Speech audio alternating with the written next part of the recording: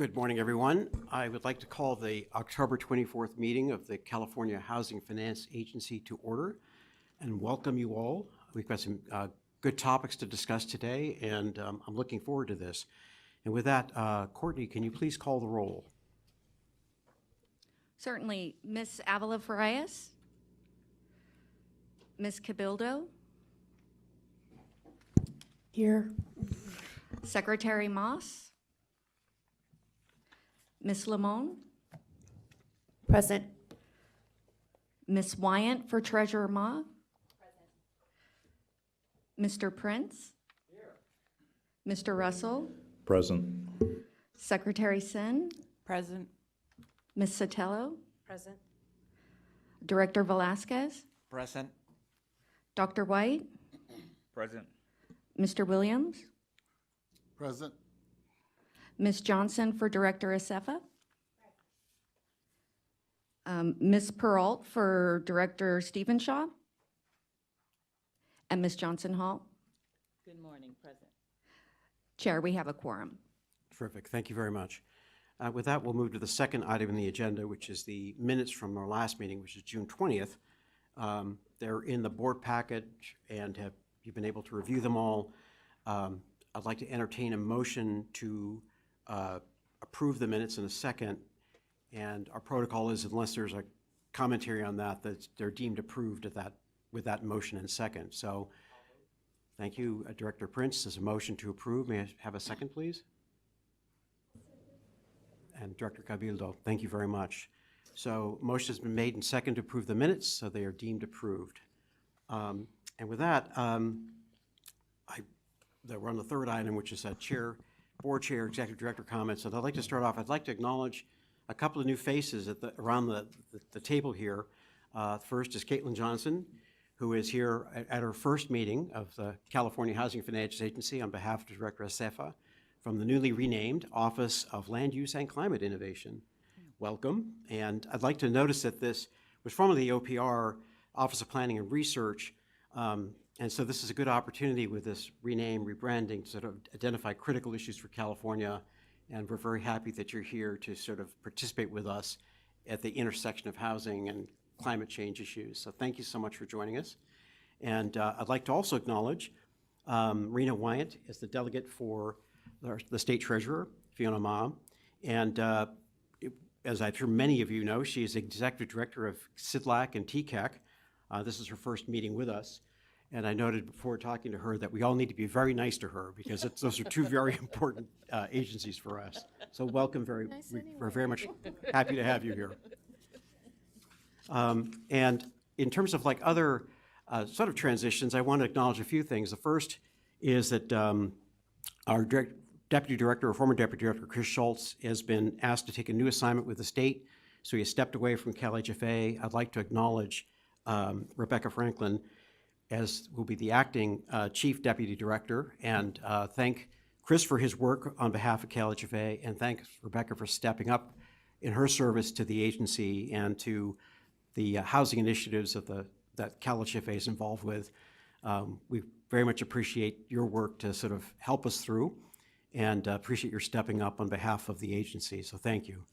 And then another transition which you're very much aware of, I would like to acknowledge as board chair that our executive director, Tina Johnson Hall, is moving down south. She will be leaving us at the end of the year, taking on a position for the city of Los Angeles to run the housing department. She was asked by Mayor Bass to take on that challenge. And in my conversations with her on this, I felt really mixed emotions. One, of course, is that I've greatly enjoyed working with you, Tina, as the chair and as a board member before. Your contribution to CalHFA to me is so multifaceted, and that we've really all benefited by your involvement with us.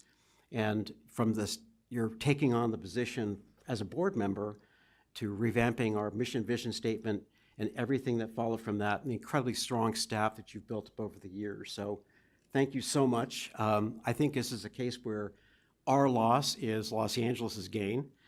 And so tip my hat to Mayor Bass and to her team for identifying a real talent in the housing space. And I do want to give you a moment to certainly say some words here. I thought I'd just pause for a second, because we'll have a chance to, at the next board meeting, I think, to really fully acknowledge Tina, but I wanted to say if there's any other board members that just wanted to piggyback on my comments, the floor is open for a couple of minutes, briefly, and then I want to pass it to Tina. So I just want to give you all a chance, if you want to say anything, if you've recovered from the shock, and take it from there. Thank you, Chair. Yes, Director Grant. Apologies for being late to the board, but it sounds like I came in at the perfect time. I just wanted to echo the chair's comments that, Tina, your leadership since the day one and meeting you, and your heart has always been in the right place.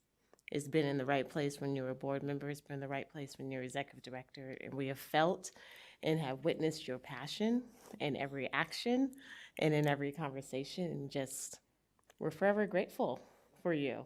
Excited for you, sad, yes, and in shock. But on behalf of the agency and the administration, just thank you, sincerely. Thank you.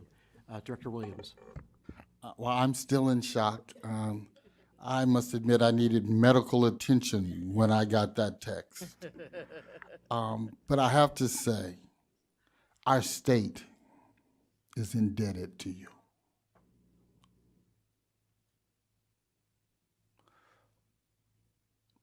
The hundreds of people who benefited, who now have housing, a place to call home, are indebted to you. Leadership matters. And the right leader at the right time can make all the difference. And so the stars aligned, and I am just so grateful to have had the opportunity to serve on this board while you were leading. The perspective that you bring, the clarity, the openness is so essential to moving us forward. So the agencies is on solid foundation. We have the highest rating we've ever had. If there ever was a time to leave, you're leaving on a high note, and you're leaving the agency in the best state that it has been in. So thank you so much. I am just honored to know you and call you friend and be able to say I served while you were leading. Well said. I want to give any other quick moment, and then I want to pass the baton to Tina here. I just Director want to say, Prince. I'm speaking next month because I'm not following that. Go on what Director Williams said. Well, I'm going to go ahead and say something now just because oftentimes I'm not able to make it to the board meetings, and I would never want to miss an opportunity to acknowledge the friendship, the partnership, and the leadership that you have shown, Tina. It's been a pleasure knowing you these last 2 years. It's been a pleasure just hearing advice from you and some commiseration, but mostly enthusiasm and partnership with our veterans in California as well. So thank you for all you've done, and I concur. Our state is indebted to you, and CalHFA is in a much better place because of your leadership. So thank you, and we'll be calling you. I'm not likely to be here for the meeting in December, so I'll speak. I just want, Tina, I just feel like I can't believe, like, we started our careers around the same time. The second project I ever, 235 Brando, the project we worked on back in like 1993. And so I just want to say that it's been so wonderful to reconnect with you here at CalHFA. I feel a little cheated because I'm so excited about the new Opportunities Committee and things that we've been cooking up and ready to follow you anywhere. But I just want to say that there's some people in LA that are dancing a jig right now to know that you're coming back to LA and that you have a community there just waiting to support you and have your back as you take on this new role, which is not an easy role. But thank you so much for coming back to LA too. So that, thank you all, really appreciate it. We'll have a chance to talk further at the next meeting. It just strikes me how much the state benefits from the work of individuals who are willing to commit to help serve, from the governor all the way down, so to speak. And Tina, I really, again, thank you for everything. And with that, I'm going to pass the mic to you.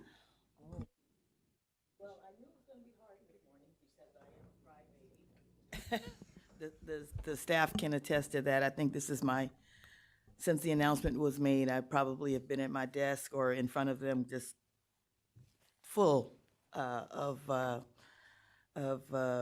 thank yous from the staff. And of course, thank everyone here today for your kind words, and especially Chair Cervantes, who I really enjoy working with as well.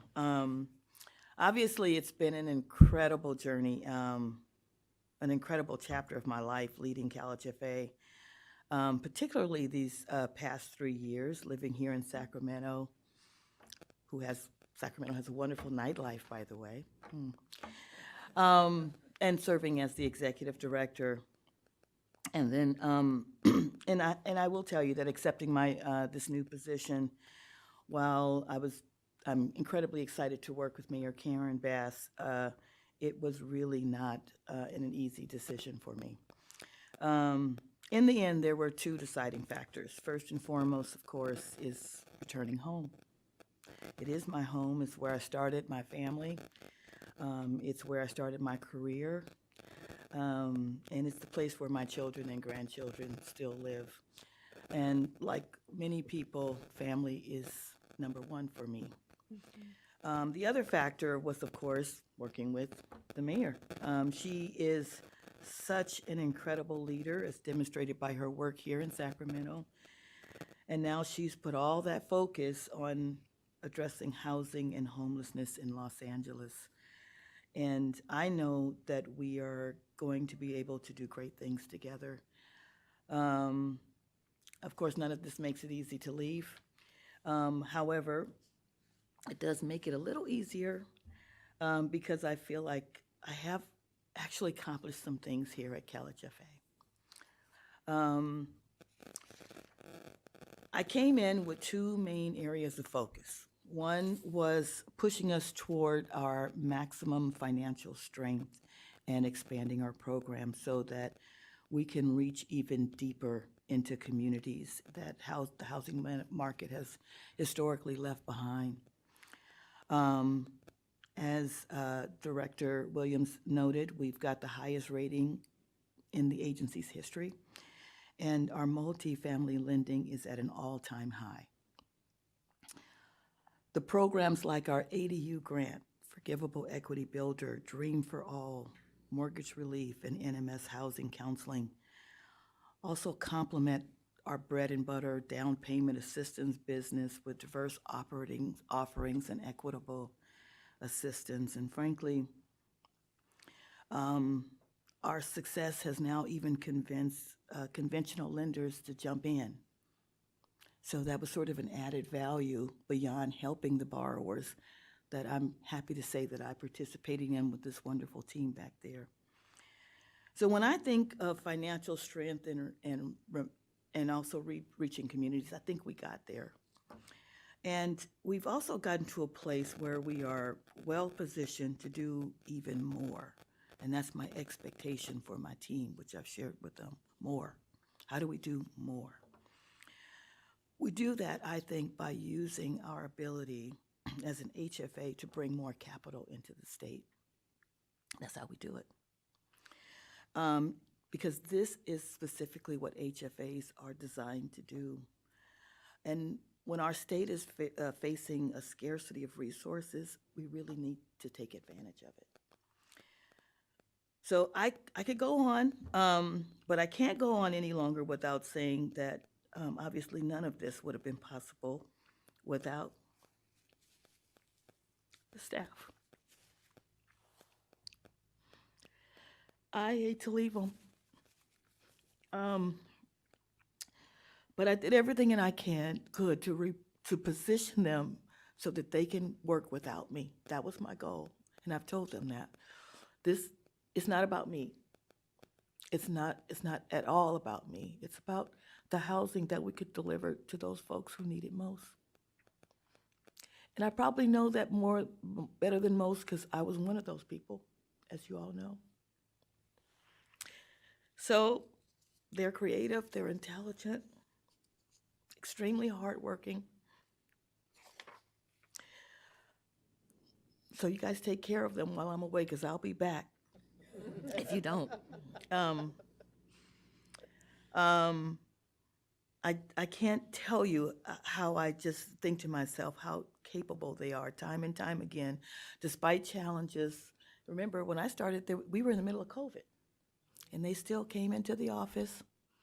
Even though they saw other states not coming into the office, they came any old way. And I know that if we just give them the space to continue to be innovative, there's so much more.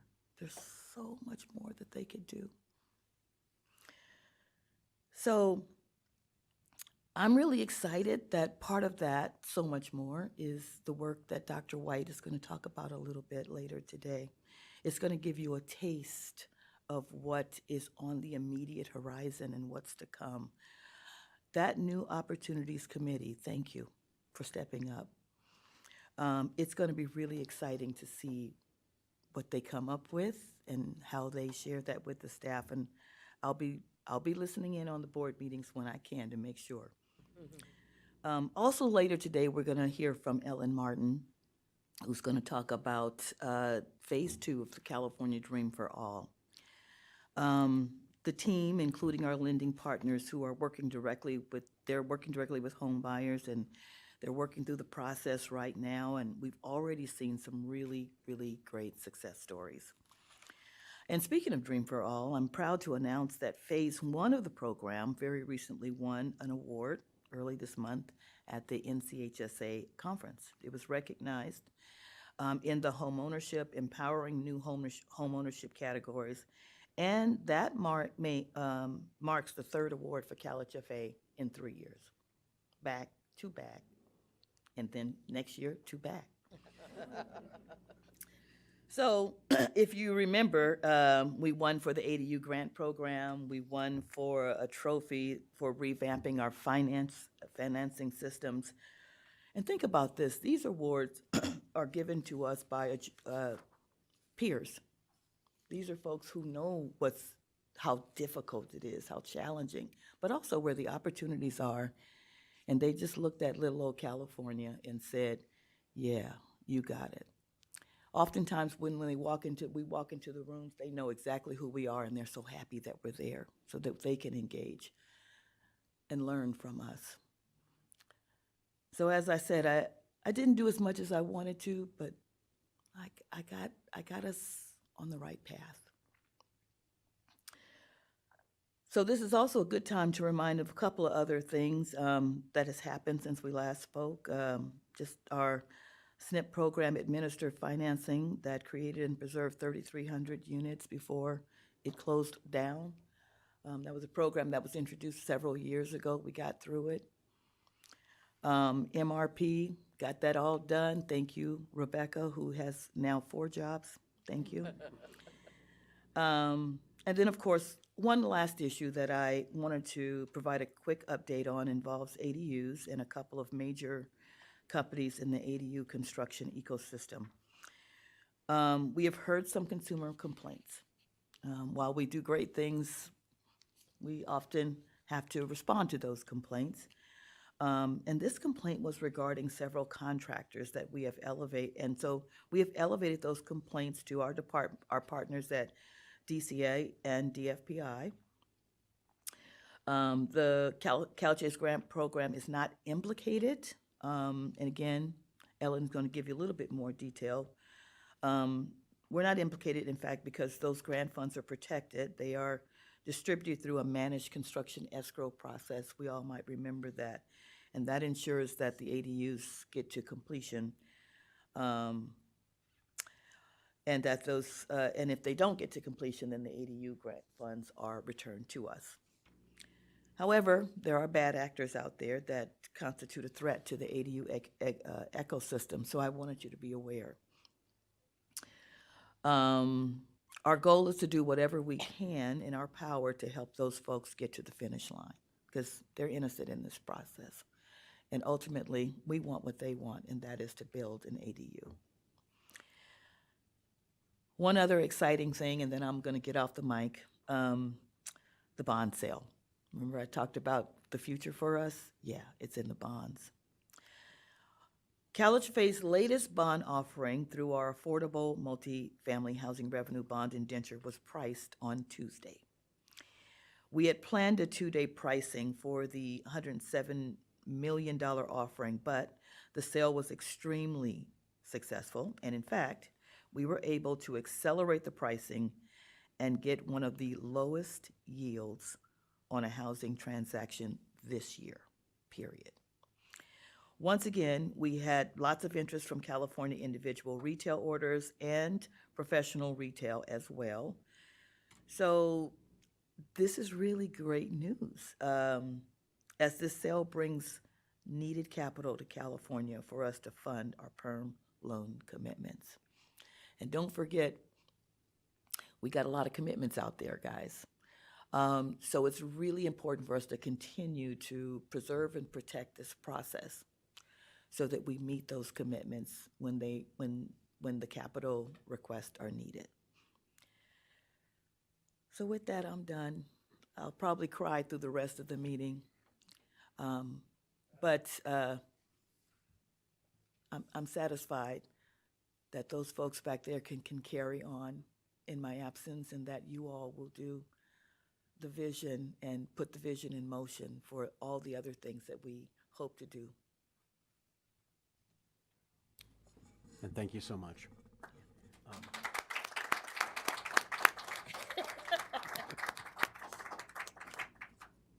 Between Director Williams and our Executive Director, they're both tough acts to follow here, but we will press on. The next item on the agenda is the Executive Evaluation Committee report out. We met on August 22nd. I'd like to thank Secretary Moss and Director Russell for being involved with this effort. We agreed that there was no changes needed to the charter, so we're not bringing that forward to you. We began the process of review of the Executive Director. Certain events have taken place since then, and we're sort of on hold on that item. I'll consult with the committee to see if we want to sort of report back anything in November.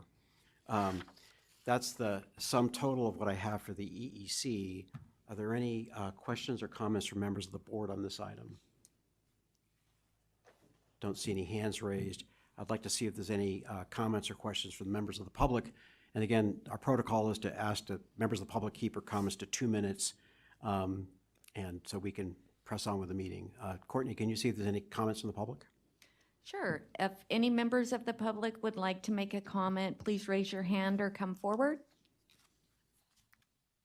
Not seeing anyone. Thank you very much.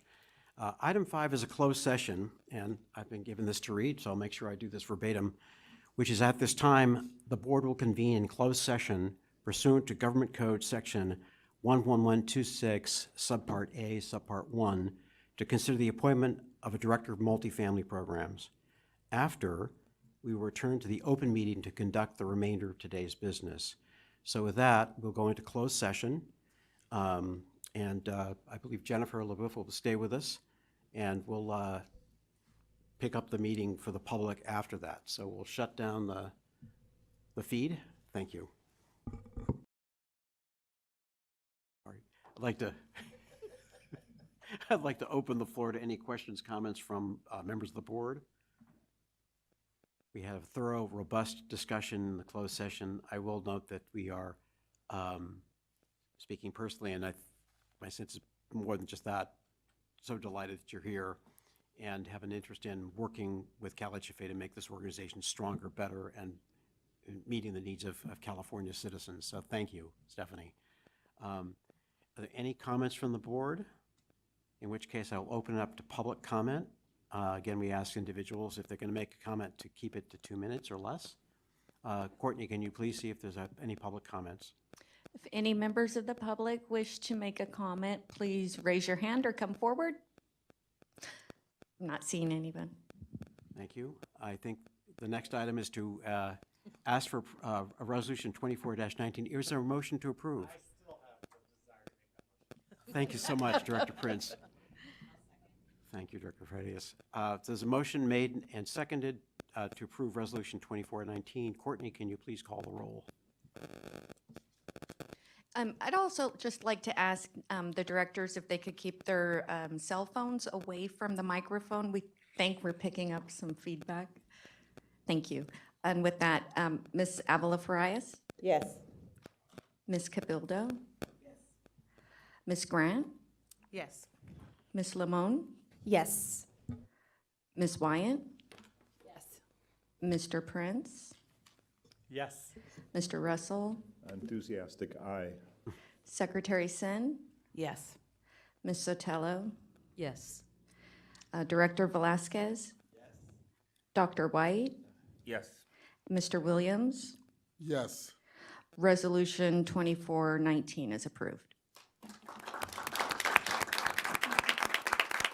And I will say, we look forward to working with you and enthusiastically are looking forward to what comes next with you when you officially join us and have your office on at 500 Capitol Mall. Thank you. Great. The next item is the report out from the New Opportunities Committee. And I will note that the New Opportunities Committee, there's maybe a better name, and this is that our executive director coined this, the Adelante Committee, which I liked a lot. But we're sticking, I guess, with New Opportunities for the time being. But I'd like Dr. White to sort of report out on the meetings that the committee had and make a presentation to the board. Thank you. Thank you, Chair Cervantes. This has been a great opportunity for me and the rest of the committee members to be a part of this. I thank you for your insight and wanting to get this started. This was part born out of input that was provided and questions raised about the road ahead, as Tina has mentioned several times. Since the creation of this committee, we've had 3 meetings, one in July, another August, another in September. My colleagues on the committee, Director Cervantes, Director Cabildo, Director Hall, and Secretary Moss, but many times Director Grant at the meetings. I'll share, our work at these meetings. Beginning in June, our first meeting, we laid down necessary foundation for the committee. This started with the development of a charter. The proposed charter will be brought to the board in a future meeting for consideration. We then worked with staff to create a methodology by which to consider new opportunities. We have subsequently implemented this framework, and we found it pretty useful in our evaluation of the different opportunities presented.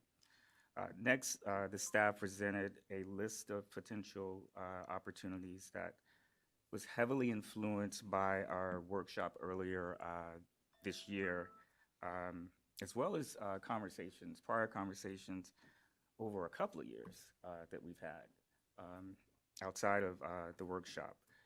The committee reviewed the list and identified 3 key opportunities to evaluate further and asked staff to report back to the committee using the approved methodology for each.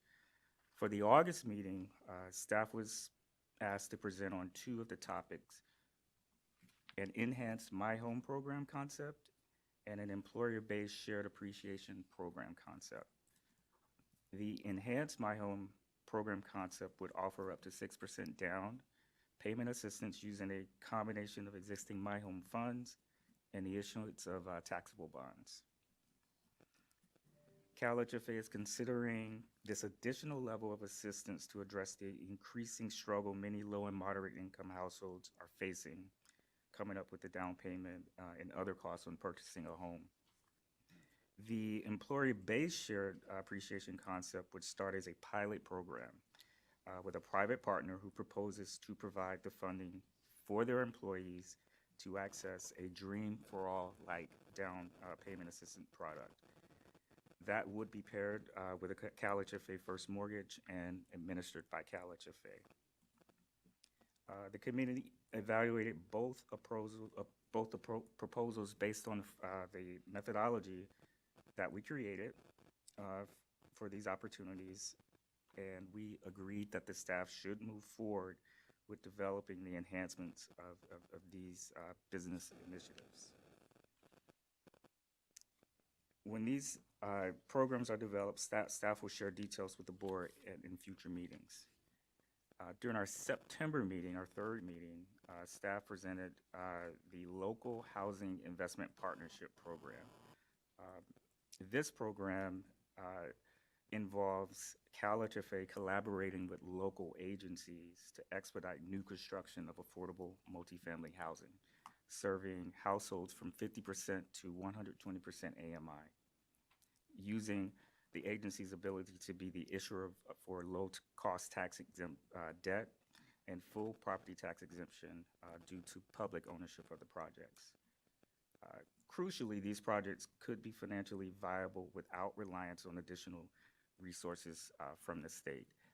And that includes, our federal low-income housing tax credit program. And this is key to this concept, thinking alternatively and thinking outside of our traditional tools for affordable housing. The committee agreed that staff should move forward with this proposal, which will include releasing an RFI to local public agencies to determine interests with results presented to the board later in the fiscal year for further consideration. The complete proposals for all three concepts are available in our package today. If we'd like to review them in more detail. And then let's see here. So I'll wrap it up here. Again, this has been a very eye-opening, forward-looking discussion over this summer, quite frankly. I'm grateful to be a part of it. I'll stop and see if the other members on the committee want to share any thoughts on our discussions, the concepts, just this initiative period. So I'll leave it up to Director Cervantes, Director Hall, or Chair Cervantes, I just want to point out that the initiatives were not included in this board package, but they are all available on our website for those meetings. We have all the meeting materials with those initiatives included. And I can send them out to everyone after the meeting if needed. I think that'd be helpful. There's no board action here that would come later, but this is really more designed to be informational. And I think that these are all concepts that we're sort of workshopping, if you will, with staff. Erwin Tam has been a key part of this, and other members of the team. Ellen's been involved with this too. And I think that the idea was, what can we do, again, maybe without relying on general fund sourced money or programs, if you will. So that's kind of the thrust of some of this. The notion of issuing taxable bonds to supplement My Home, so it's a My Home Plus or My Home Plus Plus, whatever you want to call it, to further enhance home ownership for lower income individuals was an appealing concept. Again, it's using the capital markets, which is our strength. Someone called it, I think, our superpower. That's something. The employee housing Dream for All is a funding source not coming from the state, but from another entity. But again, the whole idea of trying to sort of further provide for housing to keep key people who make California work in the state, make us more competitive so we don't lose talent to other states who I won't disparage, but we want to keep them. And then this local housing investment partnership, where we can use our power to issue debt in the markets, this time tax exempt, working with local agencies as a way to sort of like provide for housing for individuals that help make California work. These are also some of the concepts we're playing with, and again, stepping away from the general fund. So they're kind of being worked through with staff. I think that if we get further traction on these, there'll be something that comes back to the board for a really specific discussion and approval. We're not there right now, but I'm hopeful that in the next several meetings, maybe sometime in the early part of next calendar year, we might have something to bring back. I find it exciting. I think it's something that we want to be a meaningful player. This is something that I think furthers the governor's objective of providing housing across the spectrum for Californians, and it's something I look forward to. I don't know if Director Cavilla, you wanted to add a comment. I just wanted to, you mentioned the staff, and I was just really impressed with the ideas that the staff helped surface. And there were things that I felt like we could actually get rolling with really quickly. And I love the idea of using our kind of super strength and partnering potentially with local agencies that may not have capacity, and bringing our knowledge to produce more affordable housing. So just really, again, just a kudos and thanks to the staff for your great ideas. I felt like it was just a really creative and generative space. So I really appreciated that. Thank you. I want to add, there's certain board members, let me pass to Director Velasquez and then Director Russell. Thank you, Chair. I want to ask a question to the Executive Director through you.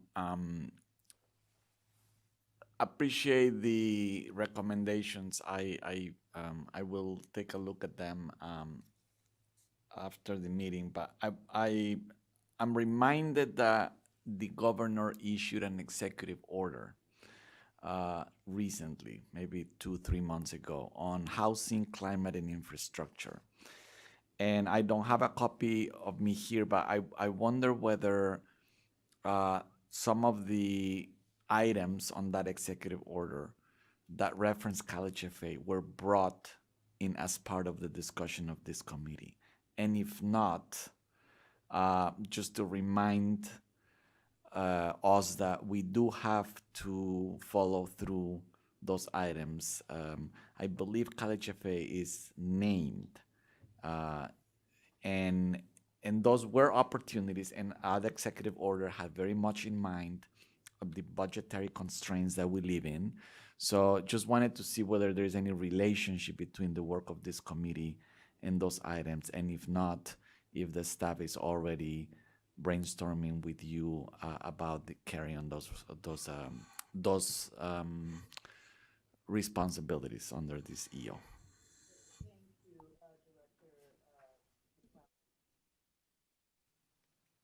Thank you, Director Velasquez, and thank you for bringing that up, because I think it's a very important part of what the governor has asked each of us to do.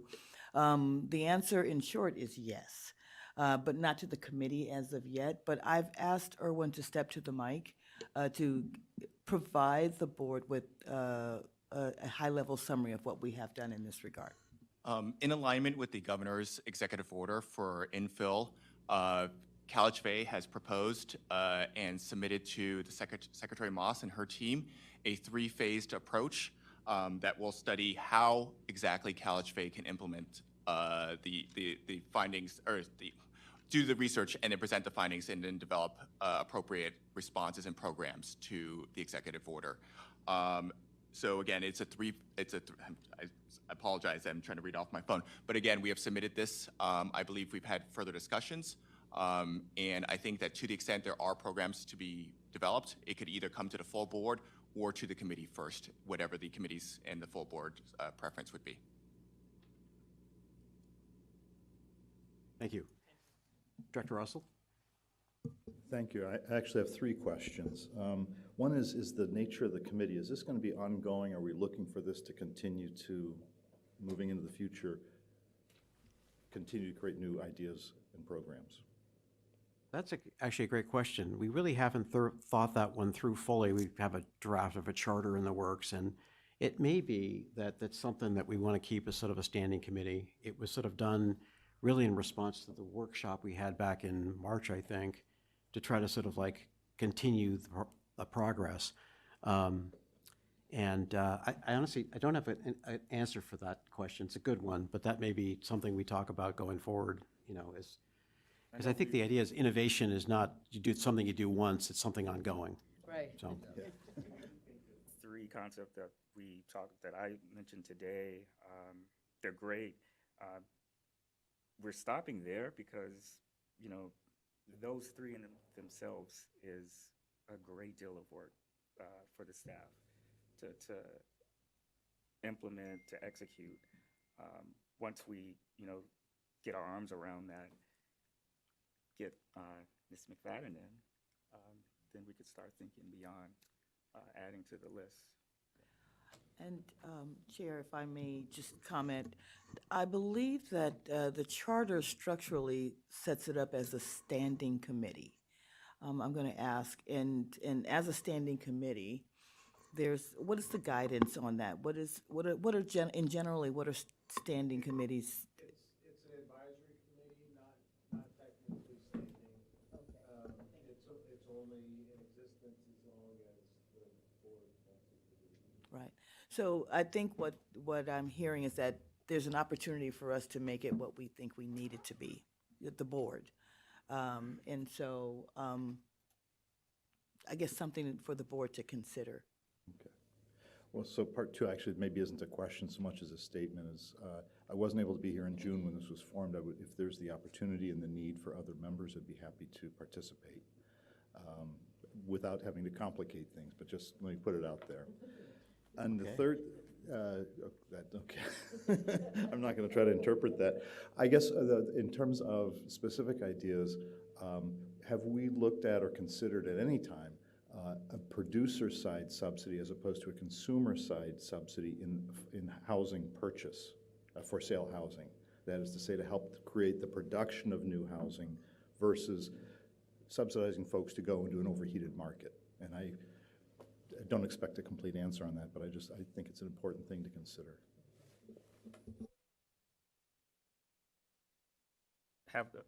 You can go ahead on that. I could start off. I mean, what we've been sort of thinking through thus far, the 3 points that Dr. White walked us through, I think that with respect to this local housing partnership, that would be on the production side. The My Home Plus Plus probably may not be as much. This concept of sort of like employee housing would be likely new construction, I would think. Not necessarily, though. It's a little bit of a question mark for me. So one of the three, I would say probably yes. One probably not. And there may be one which could be in between, I suppose. So that's kind of we're sort of like, it's still sort of in play here, I think. I don't know if Dr. Wright, you want to add anything to that? I think that's a great idea in terms of on the single family side in terms of production. That's something that I'd like to get on the table, but we do have the three concepts in front of us now. We want to make sure we fully vet those, figure those out, and bring those back to the board. But you know, now you've put that, it's in my mind now because I think that's a great concept, actually. Okay. Is that your third question, Director Russell? Yes, two questions and an offering. Thank you. And we appreciate the offer. Thank you very much. Director Limon? Yeah, so first of all, this is really exciting. So thank you for the work and the ideas to the staff and to the committee that's put these forward. My question is just kind of a point of clarification. We had the workshop, and through the workshop, we all aligned over a shared set of priorities of ways that we'd want the agency to innovate. Is this in lieu of that? Is this a response to that? Or are those priorities still happening simultaneously as these new innovations? This is in support of that, we're using this as one of the channels by which to help develop our, conceptually, the ideas that were put forth. And I will say that many of those ideas were in fact incorporated in our strategic plan as well. So this is just additional support Additional, to vet out ideas, to hear the board's voice on what this looks like, which is what we heard from you all in terms of being able to share your experiences and us being able to benefit from that to better craft a product that works in the market. I'd like to address that as a member of the committee. I think that, we were, it's a new committee. We've met, 3 times. And I think that it's important that we have to think about how we sequence work, right? I think that what the staff brought us were things that could be implemented, where we have existing capacities that could be adapted to do new work. And some of these other things, we actually have to build new capacity in-house. And I think the idea of producer kind of subsidies, because I'm really interested, and Tina and I have talked about this, like how can we get to, attracting people to build and be those patient settlers that the home buyers need, right? But that we have no capacity right now to do that. So I think that as the committee evolves, what I hope that we'll do is we're sequencing what we can do now and then what do we have to build new capacity. And hopefully it's something that our new multifamily director can help us on, right? Because we're probably looking at multifamily forms of home ownership now, right? Because we're not building, especially with climate adaptation, we're looking at that type of home ownership. So I think that just be patient with us a little bit. We're kind of just getting off the ground, but I think we all understand that there's some things that we just have to sequence it out. And I know that it's hard because we're asking folks to be patient. Yeah, I will note, though, that from the outset, we tried to trace through the discussion topics we had at that workshop so that, are these ideas consistent or in furtherance of what we did at the workshops? That was like one of the drivers we had early on. They weren't just like in a vacuum. So, because I think that was a really helpful discussion we had back in March. So I was like, how do we make it more concrete? Is kind of where we were going for, drawing from that whole discussion we had at the workshop. So, yeah. that's something Chair? we want to keep in mind. Yes. Chair Swanson. Dr. Williams. First of all, I appreciate you all archiving. So if you haven't gotten a chance to actually take the time to listen to the discussion, that's available for anyone. And it was very helpful.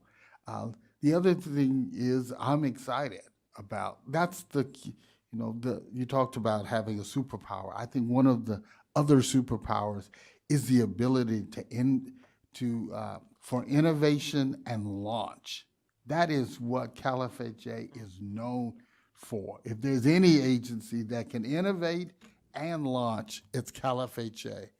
And the programs that you all talked about and that we'll hear a little later on, I think are in direct relationship to the conversations that we had back in March, but actually have an opportunity to be game changers, to kind of bring a whole new way of thinking, a whole new approach, a whole new way of bringing in municipalities and other partners who've been wanting to engage in housing but just didn't have a vehicle or a funding vehicle to be able to do that. And to do that outside the constraints of low-income housing tax credits.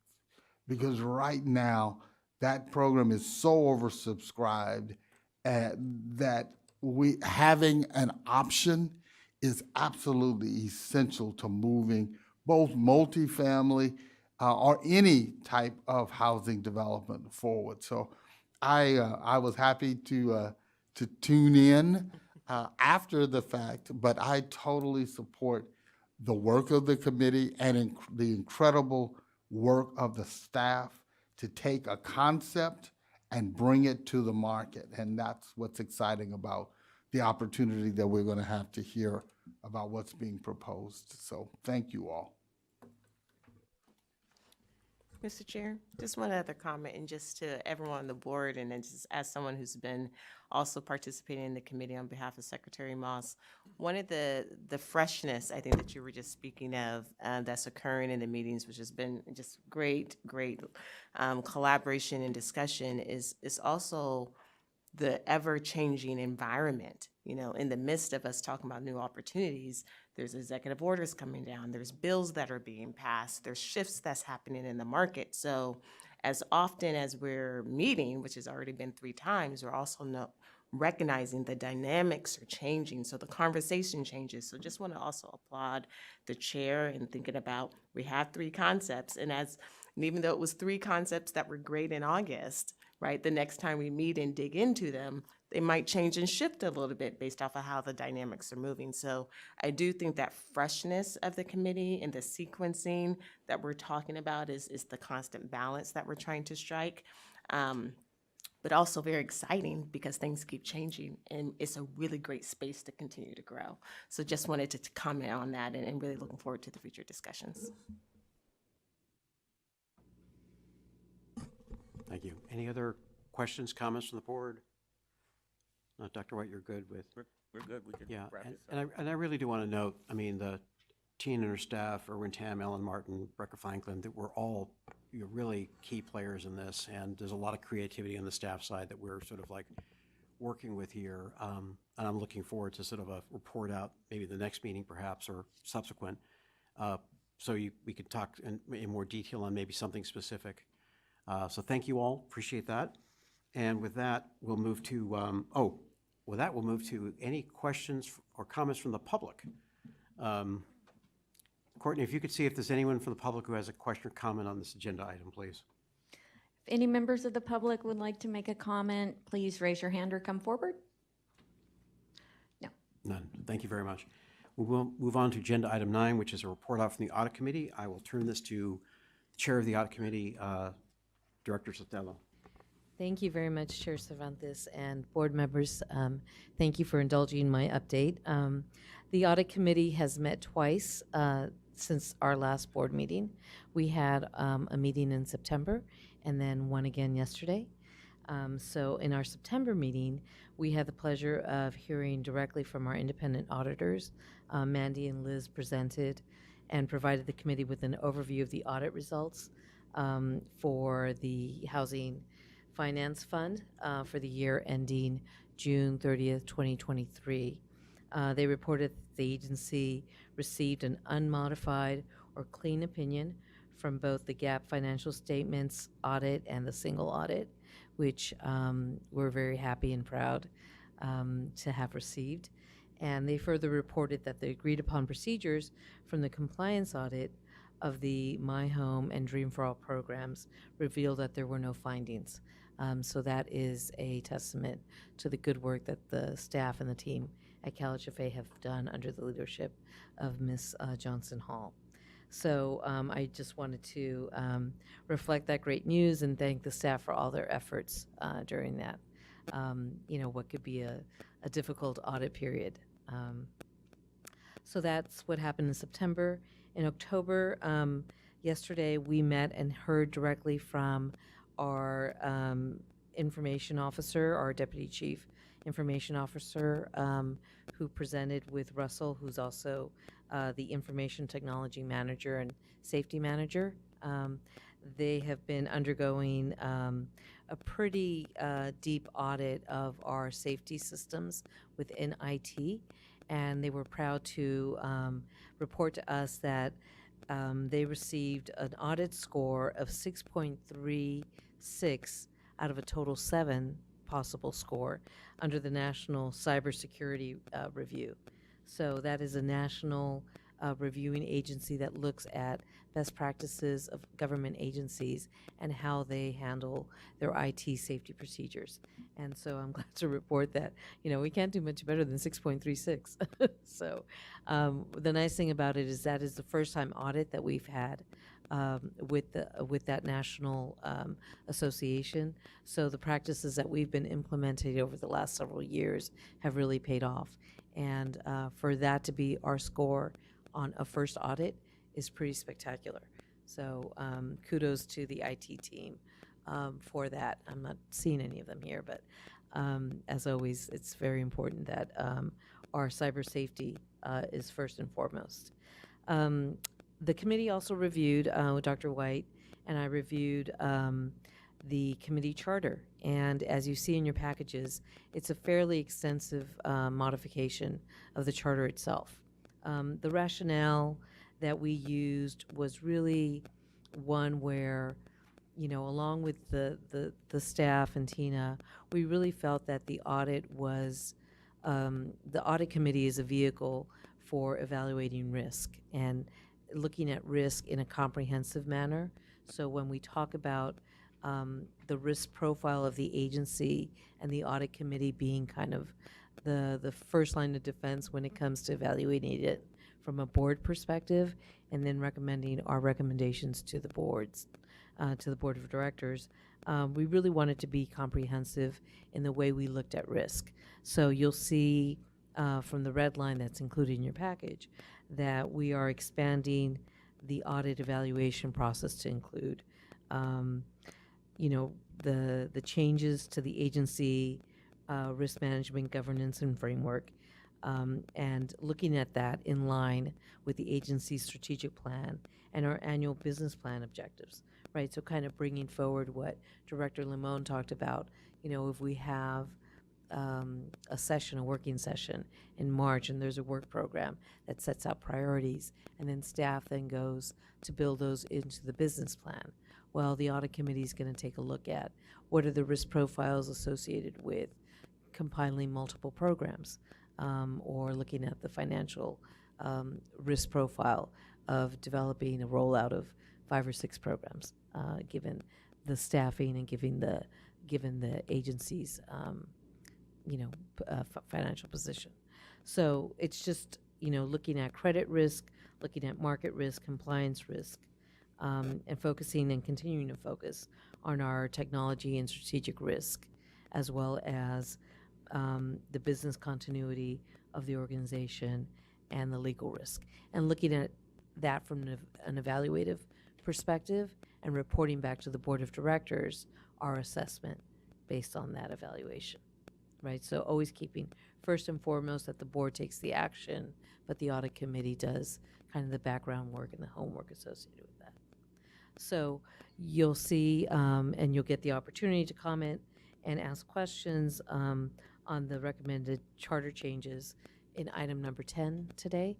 But I just wanted to give you a preview of that so that you know that, you know, we took the mandate very seriously to do a checks and balance and have the audit committee be that checks and balance for the board.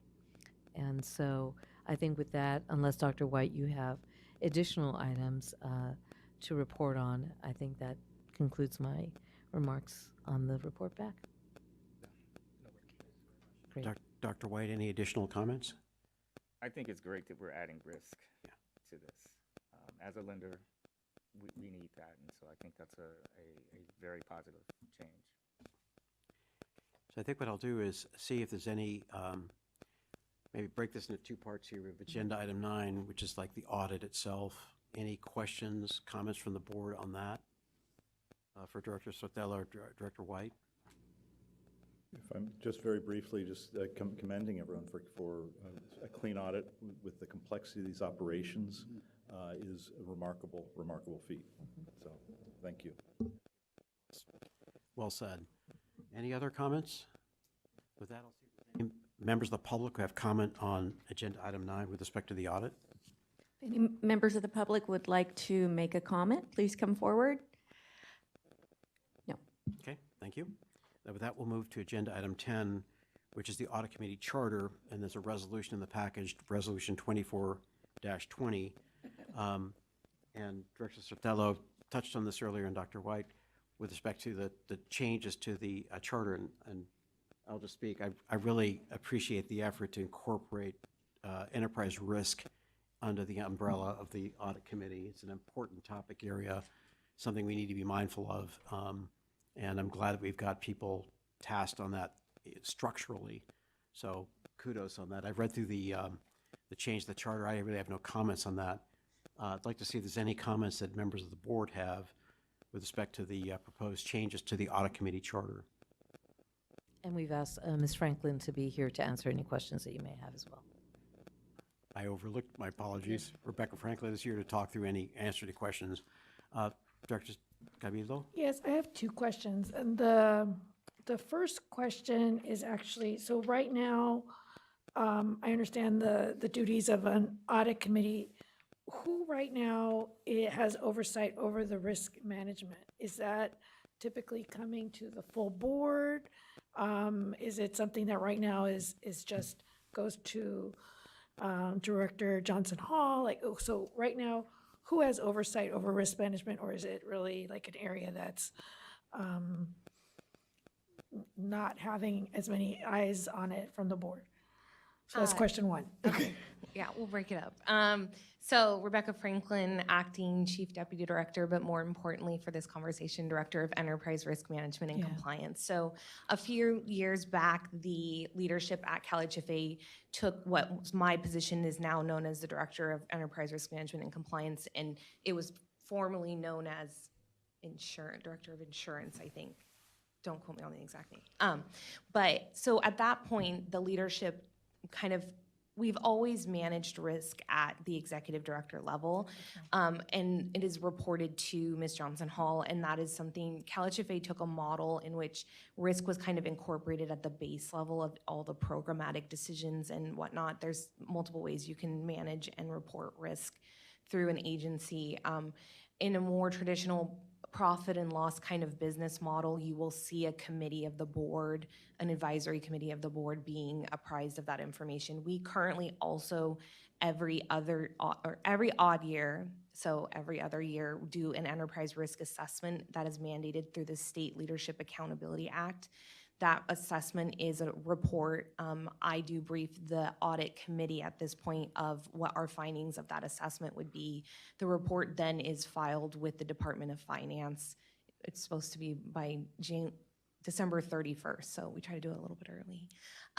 But so that's done every other year. But for a profit and loss business, the best model, the best practice is to have more oversight and assurance provided to the board at the strategic level of risk for the agency. So anything that's going to impede us from meeting a strategic goal or a strategic outcome, or I like to caveat, if an operational risk is performing at an inadequate level for the board or for the risk, then we would obviously want to bring that to the board because it could affect us in a strategic sense. So operational risk shall always be kind of really managed and oversight through the leadership of the executive director, but the board should be provided regular assurance that we're managing risk. We've always managed risk, we do it well. This is just a more formalized process and framework we're bringing to this committee.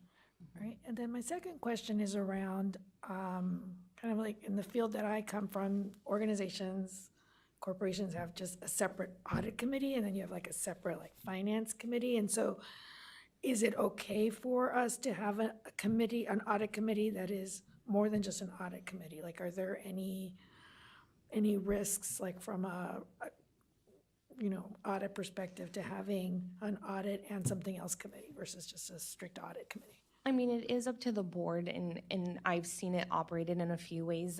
I can tell you, I personally, in my experience working in civil service, I've worked at CalPERS. They have an audit and risk committee. So that is a committee of the board. It's a standing committee. They also have a financial committee, but they have chosen to report risk through the audit and risk committee. The financial committee obviously meets a little bit more frequently. I don't know if you've ever tuned into one of those they're 3-day long sessions, but there is nothing that would preclude you from mixing audit and risk. As if you look at like a COSO framework for managing risk, which is kind of a standard framework, you would have 3 layers of defense. First would be your policy procedures and the managers enforcing that in the culture. Your second would be your oversight bodies. So that's information security, which was presented, the security audit was presented yesterday to the Risk and Audit Committee. And then the Information Security Office, my office at ERM and compliance, any kind of in kind of those oversight bodies, our comptroller, fiscal services team. And then the third line of defense is audits, external audits. That's when the CDT audit came in and did information security. We just completed that. There's another security audit that we complete. There's also the the California State Auditor that could come in and do some external audits. We also have the financial report, which is considered an external audit from Clifton Larson Allen currently. So those are all actually within the risk framework. So it's more than appropriate, in my professional opinion, to mix the two committees because they're actually all driving towards the same integrated risk approach. Thank you. Any other questions? And I'll just chime in. I've seen this sort of audit and risk management pairing in a number of organizations, and I think the key thing is that enterprise risks have a home with respect to the board, because in the end, we're sort of like charged with making sure that the organization functions right as part of our fiduciary responsibility. So I really appreciate the work that staff, Rebecca, you and your team have done, and the audit committee of the board has done. Are there any other questions on the proposed changes to the charter? If not, I will hear a motion to approve Resolution 24-20 to amend the charter of the Audit and Risk Management Committee. I would like to move Resolution 0615, no, I'm sorry. 24-20. 2420, Yeah, my thank you. apologies. Director Sotelo moves. Is there a second? Second. Dr. White seconds. Actually, I'm sorry. I think I need to ask for if there's any public comment. So before we actually vote, I'd like to see if there's any members of the public that have a comment on this matter. If there are any members of the public who would like to make a comment, please raise your hand or come forward. No, not seeing any. Well, I caught myself in time. Can you please call the roll, Courtney? Sure. Ms. Avila Farias? Yes. Ms. Cabildo? Ms. Grant? Yes. Ms. Limon? Yes. Ms. Wyant? Yes. Mr. Prince? Yes. Mr. Russell? Aye. Secretary Sin? Yes. Ms. Sotelo? Yes. Director Velasquez? Yes. Dr. White? Yes. And Mr. Williams? Yes. Resolution 24-20 is approved. And I'm a yes. Oh, I skipped you. My apologies. Just want to go on the record. Thank you.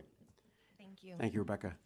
Okay, we'll move to agenda item 11, which is an update on the Dream for All program. And Ellen Martin, our Director of Home Ownership Programs, will provide us with an update.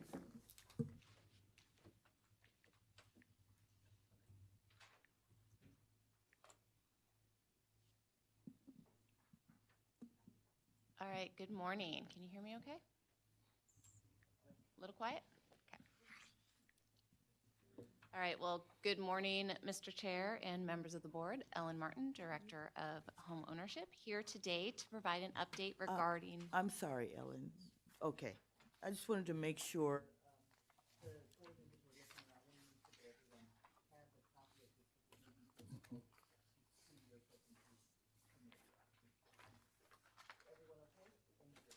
Please continue. All right, thanks so much. Here today to provide an update regarding the Dream for All program Phase 2. So if we could go to the first slide, please. Thank you so much. So to start off, I wanted to ground us in our strategic plan goals and objectives. So implementation of this program falls under our strategic plan Goal 1, Objective 2, to expand single-family program opportunities, and Initiative 2, to administer federal and state-funded innovative programs addressing California's diverse housing needs. So for this round of Dream for All, we have nearly $260 million in funds that we are seeking to distribute. So for today's presentation, I'll offer a brief overview of the changes that we made for Phase 2 of the program, and then we'll provide a preview of initial outcomes that we're seeing based on those changes. Thank you. So I think I've shown this exact slide every single time I've presented on Dream for All, but it certainly bears repeating. The Dream for All program is a revolving shared appreciation loan program that provides loans for down payment and closing cost assistance to qualified home buyers. So when the home buyer then sells or transfers their home, they will repay their original down payment assistance loan plus a share of the appreciation in the value of the home. So the simple example that I always offer is if a borrower takes out a 20% Dream for All loan, when they sell their home, they will repay that original loan plus 20% in any appreciation in the value of their home. Next slide, please. So as you all will recall, we made some key changes following the dramatic oversubscription that we saw with phase one. So first and most importantly, we replaced our first come, first served reservation system with a pre-registration portal where prospective borrowers could register for the opportunity to take out a Dream for All loan. We then used a randomized selection process to select borrowers that would receive what we call the Dream for All program voucher. And with that voucher, home buyers then have 90 days to go out, shop for a home, and reserve their loan with CalHFA. So that lottery system also gave us the opportunity to put in place geographic set-asides, which ensured that we can distribute the funding equitably throughout the state. So these two changes were really critically important in terms of ensuring that we reached underrepresented communities. The goal of the lottery system was to bring folks in off the sidelines who heretofore may not have thought that they had the opportunity to enter the home buying market. And the geographic set-asides allow us to reserve funding for diverse areas of the state like Los Angeles County that may otherwise not be as competitive in a first-come, first-served system. Also key was the introduction of first-generation eligibility requirements, the basic and fundamental intent of which is to reserve this assistance for those people who haven't benefited from the intergenerational wealth-creating effects of homeownership, and to put them and their families on that path. Finally, we also made several eligibility changes to target this funding to those borrowers that need it most. Next slide, please. So the pre-registration system also allowed us to implement an aggressive marketing campaign before the portal ever opened. So this slide summarizes the outcomes of our pre-launch paid marketing and outreach. In total, our paid marketing program generated nearly 66 million impressions, the majority of which came from our out-of-home advertising.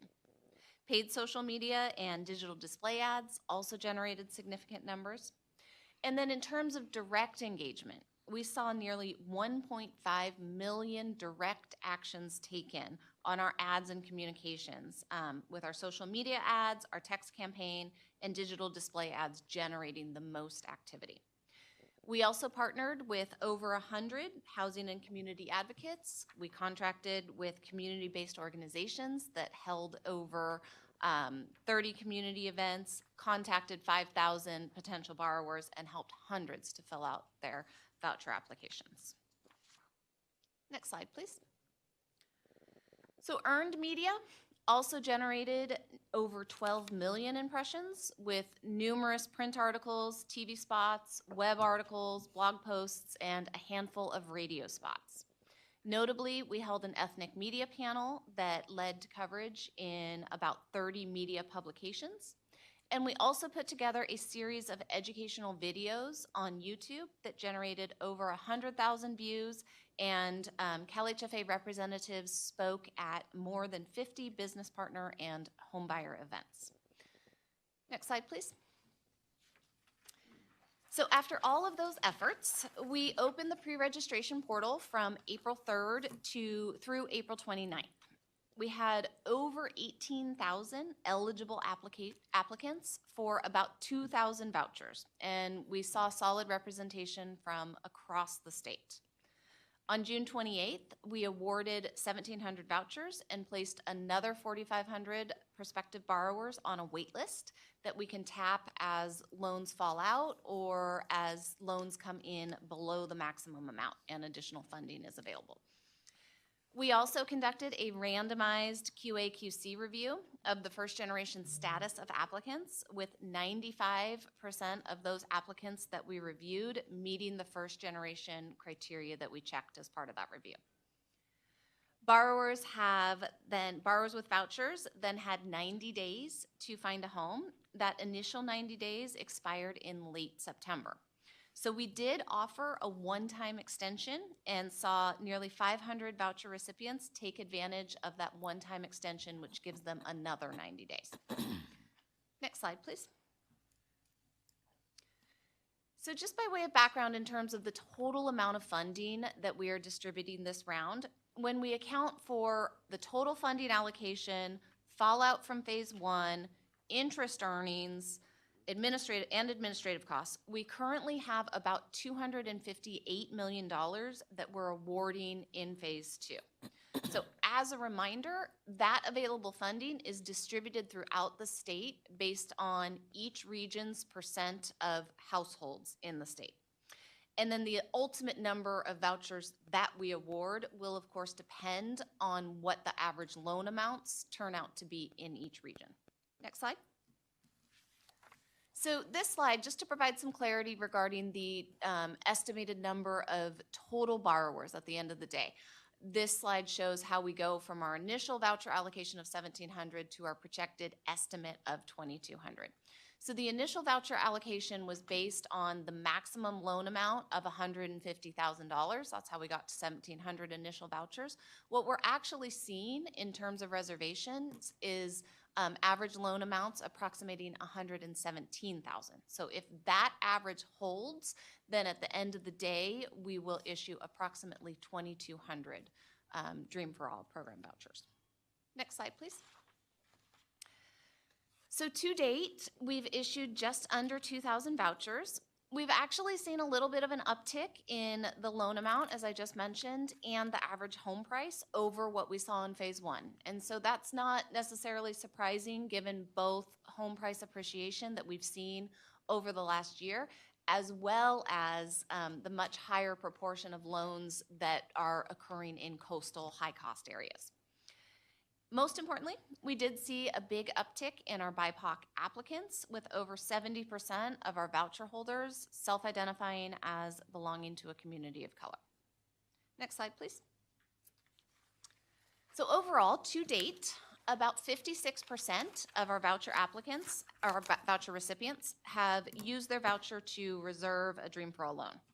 The highest absolute number of reservations, of course, come from the two largest regions, the Bay Area region and the Los Angeles region. But as you can see from the chart on the right, the highest rate of uptake is actually in the capital region, which always performs very well with our programs due to income levels, affordability, and inventory of housing opportunities. So some of the higher cost areas with less inventory, like the Central Coast and San Diego, are exhibiting slightly lower uptake, but they're still generally keeping pace with the rest of the regions. Next slide, please.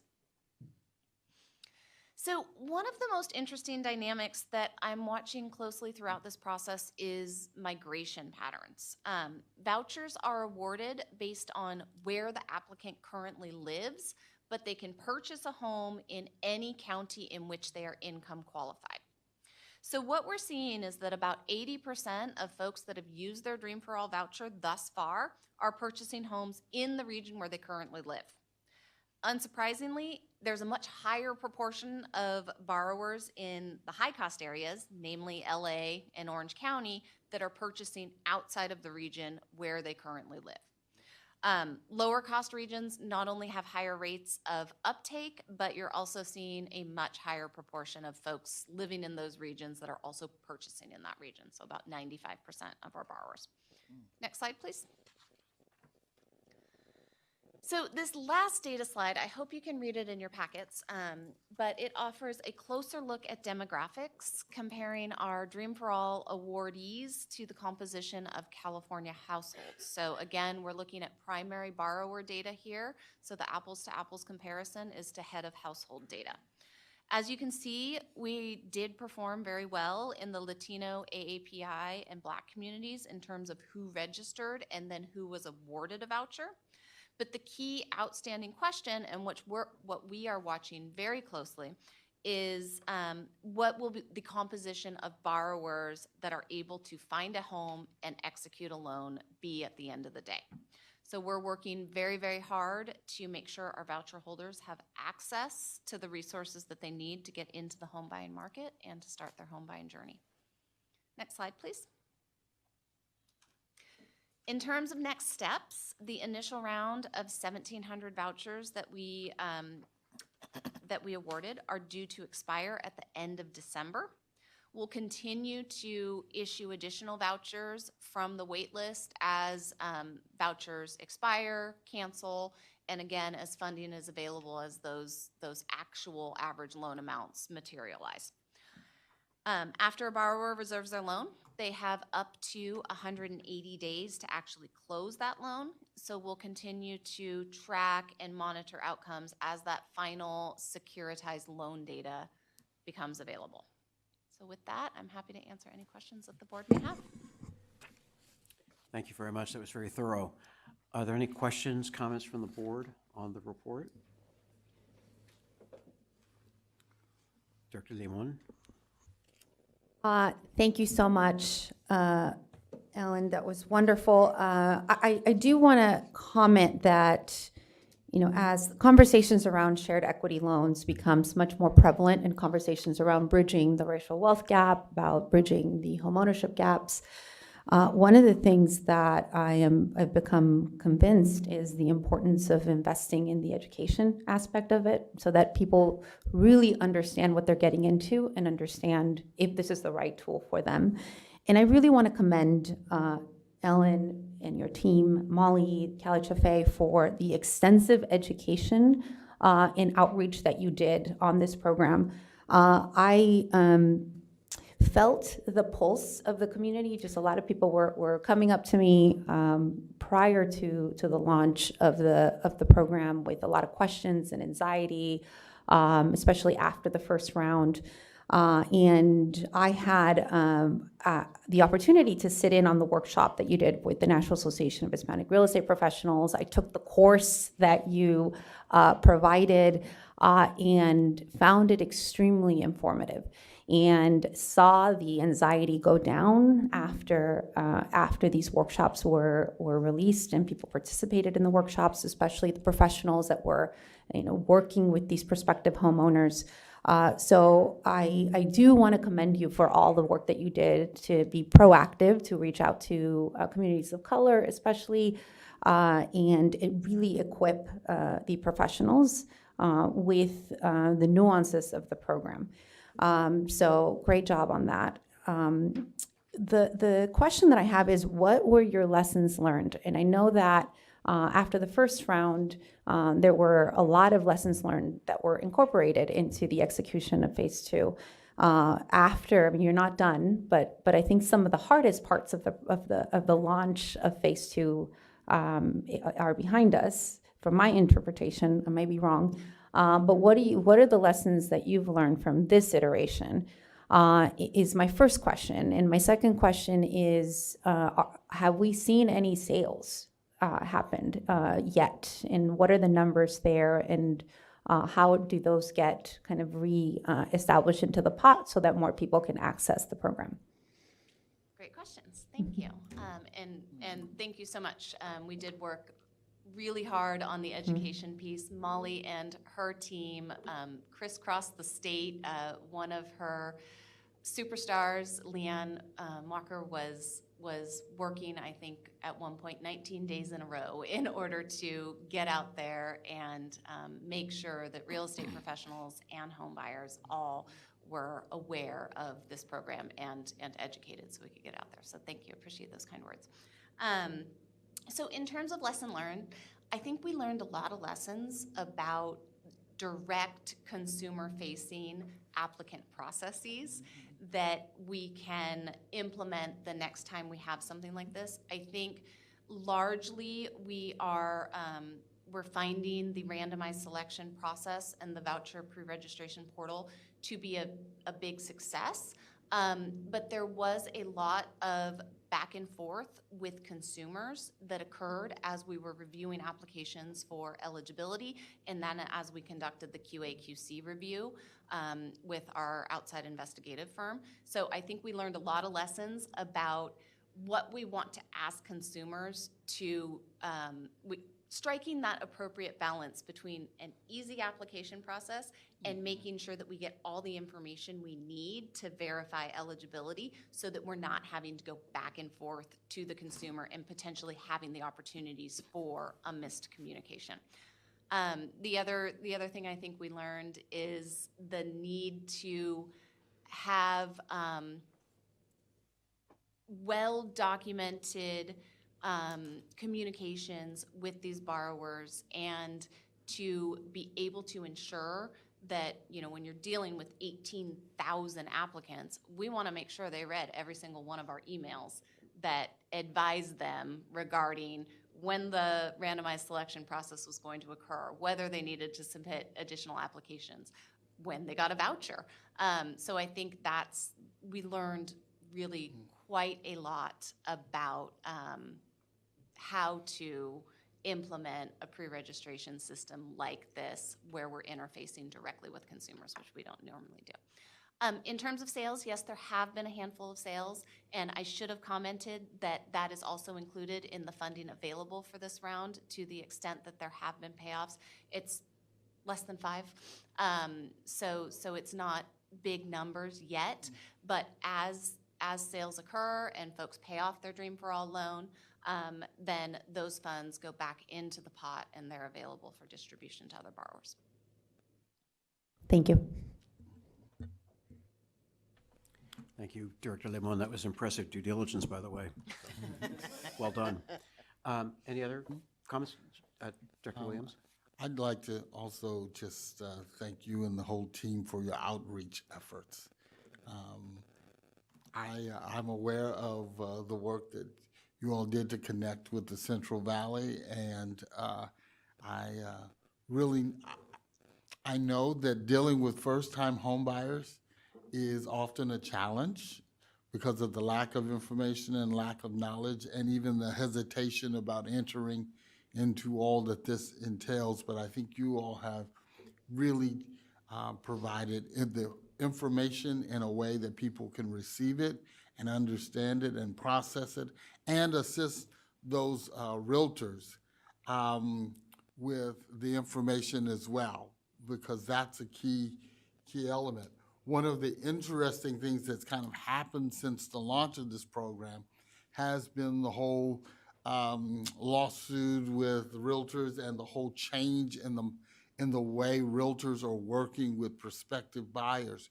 So across the country, agencies and organizations who are engaged in primarily reaching out to first-time home buyers, it's a whole nother level and a whole nother process now of education and expense. So it'll be interesting to see how this really unfolds now that the relationship between the affordable first-time buyer and the realtor is different than it's ever been before, and how that negotiated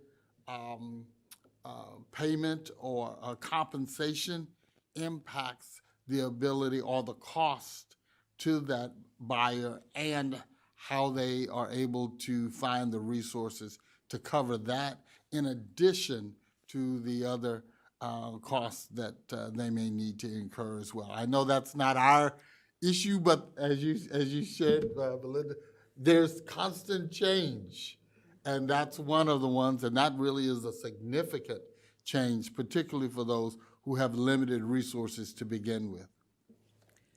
And if I might add just one other nuance that we're learning through this process, is frankly how influential CalHFA is becoming in the overall discussion of home ownership. I know that at least on 2 or 3 occasions, and I'm not yet the subject matter expertise of, as Ellen is, but I know just by me committing to come to certain homeownership conferences, their membership doubled. I mean, their membership doubled, or the number of attendees doubled. They wanted to hear our voice. Ellen has been invited to speak at various universities now, or they're reaching out to her to talk about this program. I think folks are very interested to find the nexus between what we're doing and turning the tide on institutional racist activities which have kept folks out of the home ownership discussion. What are also the ties to wealth building? Can we now actually prove that out and what that looks like? And so I think that we're really at the precipice of something very important here. I personally appreciate having Director Limon in this conversation with us, given her lens on this, both from a California level, but also from a national level. And I actually see that's where we're going with this, is just sort of the national influence and the important foray of that the administration has made in investing in this is going to be influenced all over the country. So anyway, don't want to scare you guys, but this is really, really important work that we're doing. And I'm really hopeful that the data now will prove out and dispel some of the myths that we know in this space have held back folks from for a very long time. Thank you. And Director Russell? Yeah, I just wanted to add to my compliments to the staff here. As we've watched this evolve from version 1 to version 2, the lessons have not just been seen, but really you've devised some very good responses to it. And I think you've gotten as much closer then to speak to the legislative intent that you know, kind of dangerous, because when we have the reputation of an agency that will take the thorniest, craziest idea and we will figure out how to do it, you will figure out how to do it. We're enabling the legislators to continue to create crazy programs, but let's encourage them, which we are. And so I think going back to legislative intent, I just want to make sure that I presume you are going back to the primary authors and briefing them on these great outcomes, because I know that these are close to their hearts. Yes. Thank you.